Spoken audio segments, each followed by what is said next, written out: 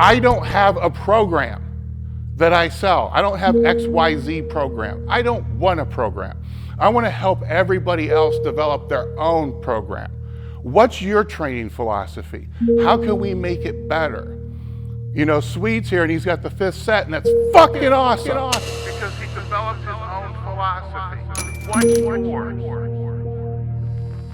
There's an old saying, prepare the child for the road, don't prepare the road for the child. Get your fucking head right. Shit ain't gonna be easy. Get tight. Big air. I have a personality where I gotta do things that are dangerous to feel alive, you know? And I mean, I ended up in prison, but it is what it is. Yeah. But it ended up being the best thing for me. You know, I don't think a lot of people really get much out of prison, but I did. You know, it turned everything around for me. It was a learning experience in a lot of ways. It changed me in a positive way, I think. Actually, I made the 5th set program, the first derivation of it, the first generation of it, rather, in prison. One of the first things that I had a fear of, which we think, you know, the idea of the clean slate theory went out the window like 50, 60 years ago, but children are born with certain fears that are innate, which are meant to be protective, right? Mm-hmm. I was terrified of spiders as a kid. I had a major fear of spiders. I was in like a gifted, that's one of the things, snakes and spiders. Children are automatically scared. There was a study done that showed that children exhibited fear that was related to things that were shaped like spiders and snakes and that moved in that way that was not with anything else that was similar. So things, in other words, it wasn't just that, you know, something was moving that was scary, it was that, right? So this is a very normal thing to have a fear of, but for me, I was always very curious of the things that I was afraid of. And I was I got put in a gifted program called Seminar when I was young, and I remember the guy's name was Dr. Erickson that ran it, and there was a spider. It was a tarantula named Fred that was like the pet. And one of the things he would do, he was a weird dude. He would like juggle and, you know, he taught us how to juggle, do weird shit like that. One of the things was the spider, and he would take the spider out and show, and then, oh, kids are all scared. And I remember one day I was like, hey, do you think I could see Fred? And he was just a very eccentric character. He was like, oh, yeah, I just ran right over and took him out of the thing. And I was always conscious of checking, like, is this spider in the cage? Is it somewhere else? And he you know, he was like, you let me touch it. And he's like, do you want to hold it? I'm like, nah, there's no venom in it. Nah, I wasn't ready to hold it. I was terrified to touch it. But every day I started asking more and more, and eventually I would let it crawl on me. And I was like the kid that was able to like have the spider crawl on me and have no problem. And he would hang out on me and stuff. And I became fascinated with it. And that was the first example of exposure therapy for me, which I didn't realize at that time. But it was the first time that I had ever I taught myself to expose voluntarily to something that I was afraid of. And as a result, it became something that I love and that I think is so cool and that I'm passionate about. And what a cool example, you know, of like, what a cool like archetypal story for like my life, where everything has been about that to this point, just curiosity and experimentation and things that I find to be fearful or more interesting. I've never been satisfied in my life, and I think that most people have never been satisfied in their life, but most people are heading towards an idea where like their goal, their perfection is, what they're picturing as perfection is happiness. And happiness is a response to good things that happen, right? It's a response to good stimulus. It's not a sustainable thing. It's not a good goal by any means. In fact, it's almost a guaranteed failure at everything if that's your number one goal. You'll never be happy. It's a fleeting effect, right? You know? But if you're willing to sacrifice and you're willing to suffer to some degree to achieve a certain goal, or like I was talking about micro and macro goals, right? If you're willing to sacrifice to reach these micro goals that lead eventually to a macro goal, that is the most fulfilling life that you're going to have. Absolutely. Making, you know, I'm going to finish this book. I'm going to perfect this system.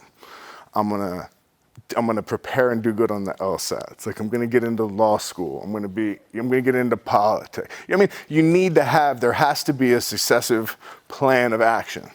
That's right. It's not that, well, when I get here, then I'm going to be happy, or then I'm going to hang out on the beach and drink margaritas for life. Well, think about, if you your would goal, want to blow your brains out. if your You know what I goal mean? is like a material, a new car, for instance, you get the new car, a couple days, it's great, right? But then all of a sudden it changes from a new car to a car, right? Tell me about it. I just did that during this lockdown. Like Right. I bought a new car like the day before the lockdown started. Yeah, couldn't even drive it, right? Yeah, that's what I mean. And now there's people smashing their doors into it and shit. It's like, Now it's just a car. It's just a car. Right. Yeah, So that's what you were happy happens. for an instant, but then, like, I think what you're saying, and even how your training methodology works, is it's constantly improving. Every day. So it's like there's not a number that you settle on. It's how do I get stronger, and how do I build on what I already have? Very important thing to understand with that though is what is improvement. Right. Right? Because it might not be another rep, and it might not be another pound on the bar. Improvement can look like a lot of different things. And in powerlifting, we get obsessed with the numbers. I gotta get more reps. I gotta get more sets. I gotta get more pounds on the bar. And sure, to some degree that's true, but how? Right? It seems like that's the most obvious goal, and we should shoot directly at that. But there may be many steps between here and putting in 1 more pound on the bar. And usually it's technique, kind of like what we're talking. It's not that something's too weak. It's not that you need to do more shit. It's that you need to do what you're doing correctly, and you need to do more of the right stuff. How would you find that relates, to your business? Oh, 100%. Right? Right. I mean, well, think about it. Like, do I just do more business? There's only so much of me, for example. So I tried to so the whole reason that I methodized what I do was to help or to affect as many people as possible. Right. Right. To affect a positive change in the way that people train, as many as possible. I knew that I was limited by my own. I mean, I still am. I'm limited by my own capacities and abilities to work with, individuals one-on-one. Like I work with 30 people at a time online, and I spend roughly 4 hours a day reviewing video to do that. That's a commitment. But that's all I can do. And do I have to do that? No. But I choose to do that because it keeps me sharp. It keeps me working with people, and it allows me to find like bugs, little things, present. And over time, less and less bugs present, and there's less and less stuff to fix. And I don't really think there's much more to fix with the method. Where it sits right now, I'm pretty happy with where it is right now. With all your online clients, it's like you've seen just about everything. So but there's new things that you are seeing that you're adding to your arsenal as far as.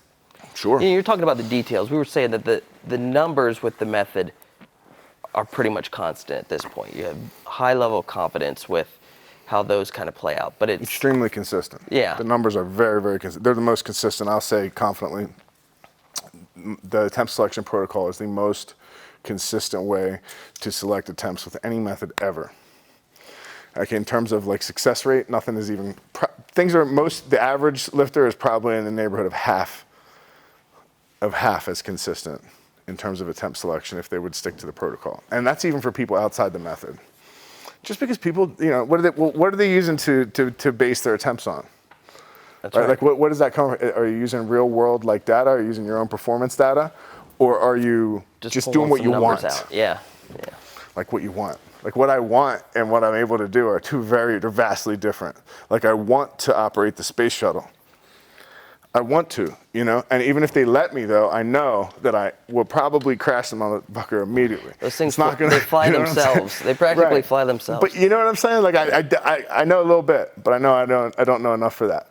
But do I want to do that? Yeah. Now that's the problem. It's like wants and abilities are vastly different. So how does a guy like you scale your business then?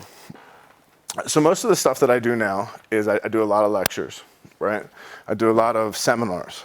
Things like where I'm going to be able to make real connection and interact with people face to face, hear people's concerns, hear issues that they're running into, explain things in a way, and make myself available and present for groups of people to ask me questions that they run into. Because kind of like what we were saying with the book, is there more that needs to be written?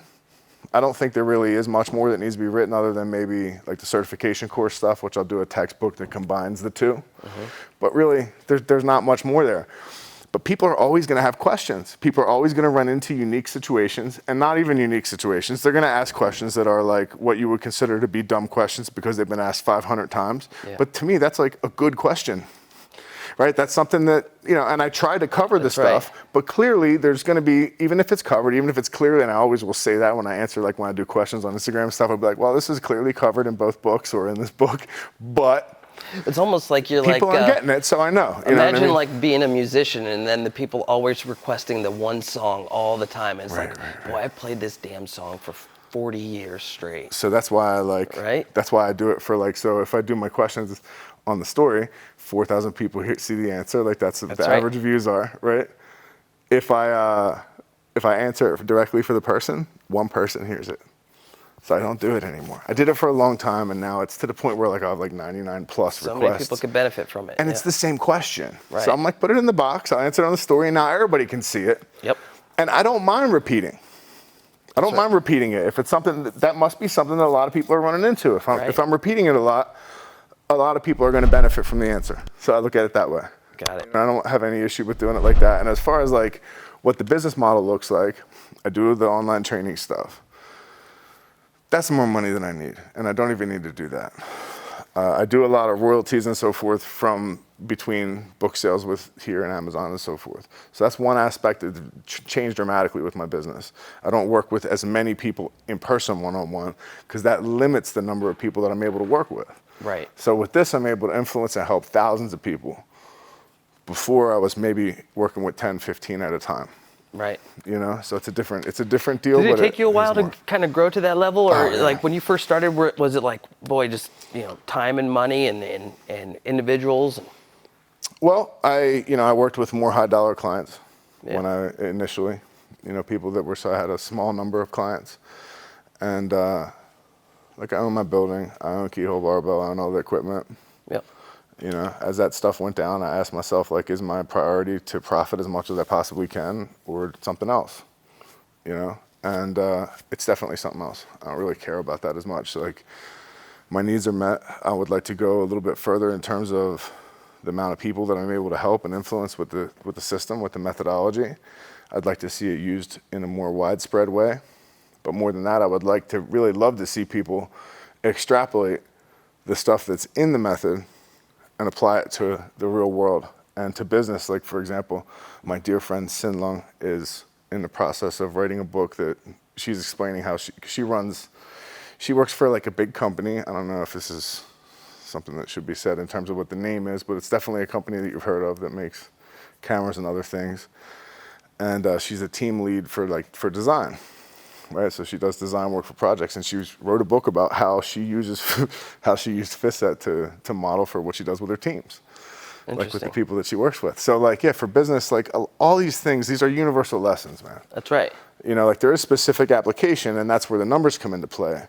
But this is something that is, in my opinion, is externally valid for everything, and how you set up your life, and how you set up your business, and how you set up your relationships.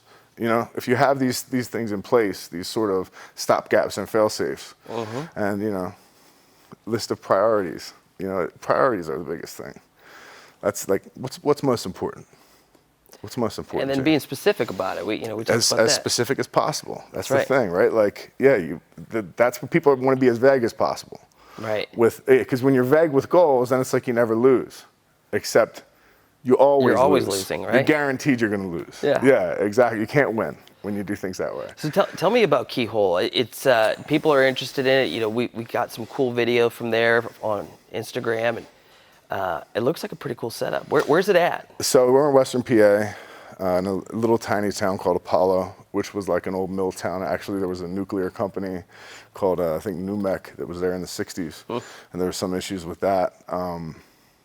That closed. The mills started to close. It's like a dead town. Like where I'm at is like very, very small town in the middle of nowhere. It's like 1,000 people. So I was looking at churches to buy, and I ended up buying Keyhole. I had never been there before, and it was 300 miles from anybody I knew or cared about. And I just decided, screw it. This is the building I want. I went and looked at it. Your gym's in a church. Yeah, yes. I live there too. It's your house. It's a 9,000 Yeah. square foot building. I mean, it's huge. That's awesome. Yeah, it's cool. It's really cool. So I can like bust through the double doors and I'm in my training facility. And in the back is my house, you know? And then there's like, I got like I'll say it's like 700 or 800 square feet kitchen. So it's like big, Massive, yeah. And then upstairs there's another 3,000 square feet of, it's still set up like a church. I use it for photo shoots and stuff like that, like a studio. That's cool. But, yeah, it's cool. I got like a big pipe organ and everything, and there's some video on YouTube. And they did like a little documentary. That's now, and called this Mortal isn't like a Athlete. public gym or anything. No, we're not open to public. We never were open to the public. There's some misconception with that. It's more like it was for the team and people that I worked with individually. And people have come from all over the world. People have come from Brazil, Colombia. And people moved from Canada. I had two interns move and live in Apollo, actually, you know, an unpaid internship, move from another country for 6 months to See what it's all about. to see what it's all about and to travel with me and help me with the seminars and stuff. And yeah, that was amazing. It was Jack and Netta. They actually just got engaged years later now, but that's cool. That was yeah, it's been, you know, people have come from all over for it, and I still allow people to come and visit and train if they set it up, if I'm in town. That's the problem, is that, you know, I've been traveling a lot. Obviously a lot less given the current situation. Yeah. So what do you think about these like private gyms like yours? And you know, the first thing we always think of is like West Side Barbell, right? Yeah. So there's a lot more of these private gyms that focus on specific methodologies. Oh, you mean that focus on one method of Yeah, training? yeah. Yeah, It's pretty cool. There are. It is cool. I mean, I think that's really the best way to do things, in my opinion, is to get with, and look, if you got something that's proven to work, like a system, like either of those, take your pick, you know, Yeah. there's even a few others. Everybody doing the same thing, there's something to that. Everybody's of one accord. So talk about that, You know. that group mentality. That's it, yeah. So like, typically speaking, I'm not a big fan of collectivism or, you know, group identity, but I would say that there's something to it. We have it. It's in our roots, you know. And as long as we all have like our sovereign individuality, where people are able to have their own opinions and beliefs and so forth, coming together for a common cause is one of the most unifying things that humans can do, right? So like when you look at, okay, we've all agreed that this is the way to train. Everybody that trains at Keyhole, we all agree this is the way to train. There's really nothing else. No one's doing anything else. And, you know, if somebody wants to do something else, that's fine, and I'm not judging that, but that's not what we do here. Sure. So there's other places for that, you know? Right. Yeah. There's definitely more than one way to skin a cat, you know? Why you would skin a cat, I don't know. But from what I understand, there's more than one way to do it. So, yeah, I mean, like, this is the best way, in my opinion. There's only one best way to do anything. You know, I really feel like when you have like 4 or 5 or 10 or 14 people that are doing the same thing, not only do we run into the same problems, right? So people are prepared to help each other, right? Like some of the people that worked, some of them that were on the team at different periods of time and consistently trained and showed up, like you learn a lot about coaching by running into issues yourself. Oh, I don't know something's wrong with this, and then another person sees it and goes, oh, well, that's this. I've had this issue before. You got to fix that, which is great for me because then I don't have to micromanage everything that's happening. Yeah. Initially, I do. I had a whole process to get in. So what we used to do is, in order to get on the team, people had to like work with me directly for an extended period, like where maybe 6 months or so, and then I would say they could like hang around with the team, where they would come and they could train, but they weren't like team members. You know what I mean? Like we decide if we like you, you decide if you like us. Interview process, right? So, yeah, well, it's a matter of like, now you know the method, enough that I don't have to hold your hand. So now we figure out, do you go somewhere else and run it, or, you know, are you going to be a good fit?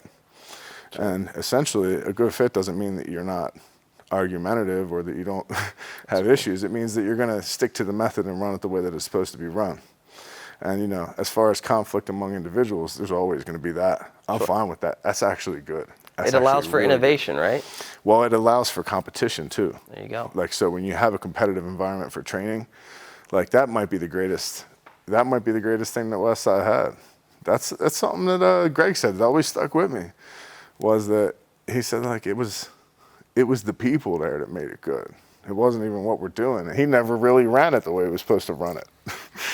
He never did a speed. He said he never did a speed day in his life when he was there. He just basically maxed out constantly on everything. But it was just it was that other people that are good. Like when you're in a room full of lions, you're doing your best lion behavior at all times. Right. You know what I mean? Like you're on. So Dave speaks very highly of you, obviously, and you guys have a great relationship. How do you think, you leveraging your insight and working with the group that you're working with, and how it blends in with Dave's message at Elite FTS? It's the same message. That's right. It's the same message. The idea of live, learn, pass on is essentially that's like my life's mission. Not necessarily with just training, but I've learned a lot in my life. I've lived a lot in my life. I don't think most people have. That's right. A lot of people have lived sheltered, protected lives. They haven't really done much. They haven't really been forced to do much. They haven't accomplished much. They've had the road made for them.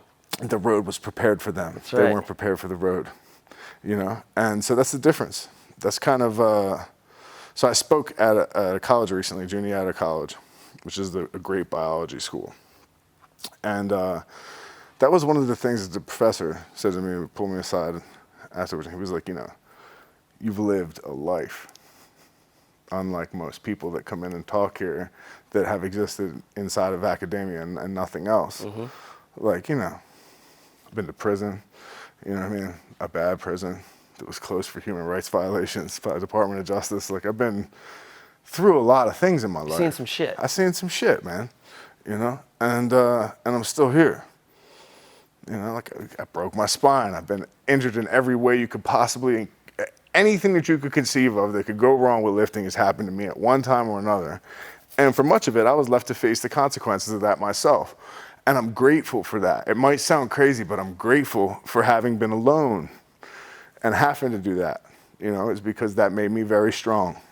And as a result of that, I'm able to help a lot of other people learn how to become strong.